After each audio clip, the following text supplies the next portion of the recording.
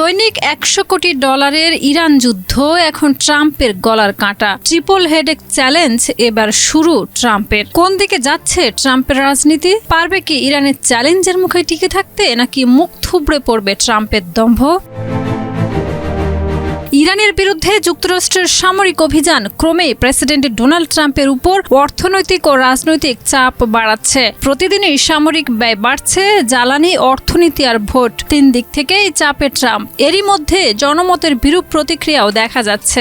মধ্যবর্তী নির্বাচন সামনে থাকায় এই যুদ্ধ ট্রাম্পের রাজনৈতিক ভবিষ্যতের জন্য বড় ঝুঁকি তৈরি করছে। লিলি আল্ট্রাসফট সিরাম জেল, যা গভীর থেকে স্কিনে দেয় 3 গুণ সিরাম হাইড্রেশন। সিরাম জেল হাইড্রেশনে ব্রাইট থাকো সব সিজনে।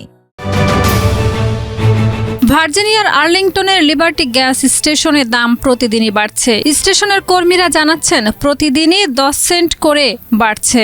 আগামী এক সপ্তাহে আরও $1.50 পর্যন্ত বাড়তে পারে। স্থানীয়রা এই হঠাৎ মূল্যবৃদ্ধিকে জাম্প অ্যাট দ্য পাম্পস বলছেন, যা সরাসরি ট্রাম্পের ইরান বিরোধী সামরিক অভিযানের প্রভাব।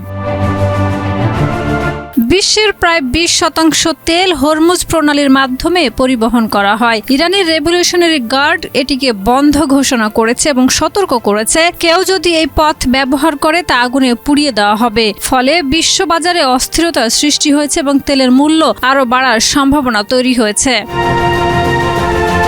যুক্তরাষ্ট্রের সামরিক মোতায়েন ও অপারেশনাল খরচ প্রতিদিন প্রায় $891 মিলিয়ন ছাড়িয়ে যাচ্ছে। এ কারণে ট্রাম্পের নিজস্ব সমর্থকদের মধ্যেও উদ্বেগ দেখা দিয়েছে। সাধারণ মানুষের মধ্যে জীবনযাত্রার ব্যয়ও বাড়ছে। জরিপে দেখা গেছে 45% মানুষ খাদ্যের দাম নাগালের বাইরে মনে করছেন। তরুণ ভোটাররা বলছেন গত সপ্তাহে গ্যাসের দাম $2.8 ছিল, যা আজ $3.2।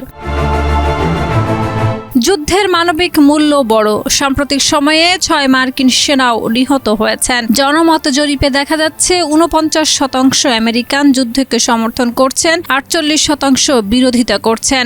বিশেষজ্ঞরা সতর্ক করছেন, সংঘাত চলতে থাকলে তেলের দাম আরও বাড়তে পারে, যা দেশীয় অর্থনীতি ও ভোটারদের জীবনযাত্রায় প্রভাব ফেলবে। মধ্যবর্তী নির্বাচন প্রেক্ষাপটে এই যুদ্ধ ট্রাম্পের রাজনৈতিক ভবিষ্যতের জন্য বড় চ্যালেঞ্জ হয়ে দাঁড়াচ্ছে। শাহিদা রুবি, মাই টিভি।